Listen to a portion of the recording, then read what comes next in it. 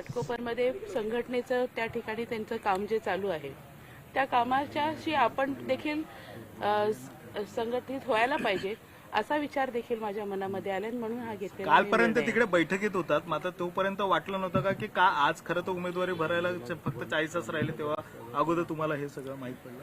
नाही, आता त्या पक्षात असताना अपेक्षित तसा प्रतिसाद जो आहे तो त्या सगळ्या चर्चेमध्ये आला नाही किंवा आपल्या संघटनेमध्ये असणारी आपली जी लोक आहे त्यांना कुठेतरी आपण न्याय देऊ शकलो नाही ही पण एक बाजू राहिली आणि अनेक काही विषय आहेत की ज्या कारणास्तव हा निर्णय मला घ्यावा लागलाय. तुमच्या सोबत आणखी काही राष्ट्रवादीतून मोठे चेहरे आता प्रवेश करू शकतात का?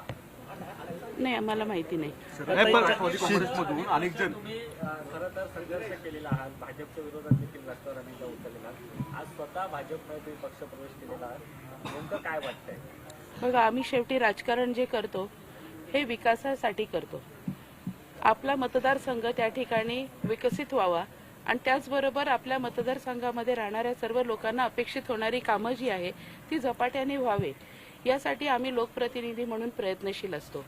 पण अशा परिस्थितीमध्ये जर आपल्या लोकांना अपेक्षित असणारं काम आम्ही जर देऊ शकत नसू आणि आज गेल्या काही वर्षांमध्ये आपल्या सर्वांनाच ही गोष्ट मान्य करावी लागेल की ज्या पद्धतीने आज भाजपच्या माध्यमातून या शहराचा विकास होत आहे तर त्यामध्ये कुठेतरी आम्ही देखील त्यामध्ये संघटित व्हायला पाहिजे या विचाराने मतदारसंघातल्या लोकांचा विचार घेऊन आज हा निर्णय. राष्ट्रवादीकडून उमेदवारी मिळाली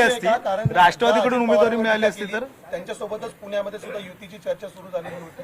दिशा कुठेतरी चुकले का शरद पवार गटाची? कार्यकर्ता जो आहे तो आपल्या नेत्याकडे व्यक्त होत असतो आणि आपण व्यक्त होताना कुठेतरी जर आपल्याला असं वाटतंय की आपला नेता हे आपल्या विषयांकडे दुर्लक्षित करतो तर कधी ना कधी कार्यकर्ता कुठल्या तरी निर्णयावर येतो. काँग्रेसमधले देश विदेशातील प्रत्येक घडामोडींचे लाईव्ह अपडेट मिळवण्यासाठी आता साम टीव्हीच्या सर्व सोशल मीडिया प्लॅटफॉर्मला लाईक, फॉलो आणि सबस्क्राईब करा.